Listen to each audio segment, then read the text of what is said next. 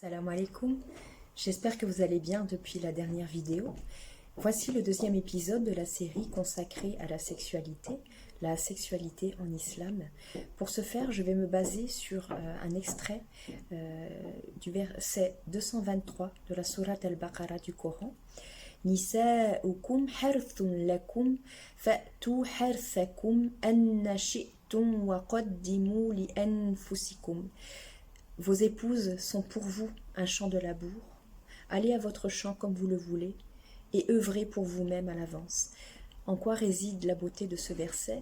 Elle réside dans la propension d'un homme à accomplir son devoir d'amant, patiemment, amoureusement, attentionnellement, langoureusement. Il en récoltera des fruits bien plus sucrés que s'il avait effectué sa tâche de façon bâclée. La maîtresse, quant à elle, tout comme la terre, se montre généreuse, entreprenante, elle se laisse aller au gré de ses envies et de son partenaire. La métaphore de ce verset est vraiment très belle. Si on la lit comme ça, sans y réfléchir, on aurait presque l'impression que c'est rustre, que c'est quelque chose de péjoratif, alors que sinon on y réfléchit vraiment, la parabole est vraiment magnifique.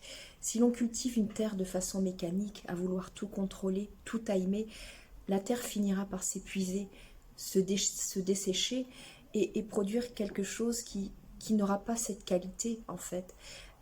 L'agriculteur va finir par se lasser et pensera à une nouvelle terre, tout comme la terre aura besoin d'une main plus habile.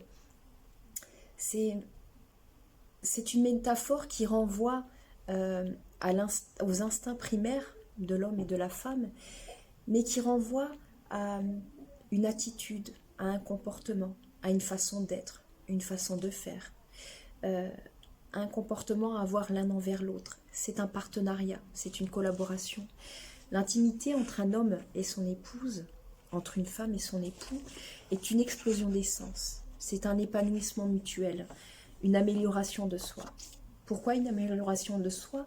Car elle fait appel à de nombreuses qualités vers lesquelles Dieu nous a demandé de nous rapprocher. Le don de soi, la générosité, le respect et l'écoute, la gentillesse et la compassion, l'affection et la miséricorde. En ce qui concerne l'affection et la miséricorde, Dieu dit dans le Coran, Sourate Ar-Rum, verset 21, « Et parmi ces signes, il a créé de vous, pour vous, des épouses pour que vous viviez en tranquillité avec elles. Et il a mis entre vous de l'affection et de la miséricorde. » En intimité, faire preuve de miséricorde, c'est être à l'écoute de l'autre, c'est être patient et c'est faire plaisir à sa partenaire.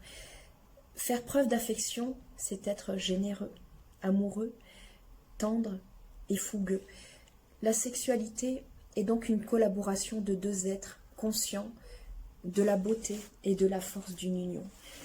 La beauté, elle réside dans la fusion de ces deux corps, dans la fusion d'amour, dans la fusion de toutes les émotions qui en dégagent, tous les sentiments. Et la force, elle réside dans l'explosion des sens, dans le corps à corps, dans la force, encore une fois, des émotions, des sentiments. On vit de façon intense tout ce que l'on peut vivre au quotidien en étant amoureux de son partenaire, de sa partenaire. La sexualité, c'est quelque chose de beau, c'est quelque chose d'unique, c'est quelque chose qui renvoie à des instincts primaires, mais qui renvoie à tous les comportements et attitudes positives que l'on peut avoir entre deux personnes. Voilà. Ainsi s'achève ce deuxième épisode. N'hésitez pas à liker, à commenter et abonnez-vous à ma page. À bientôt, Inch'Allah. Salam alaikum.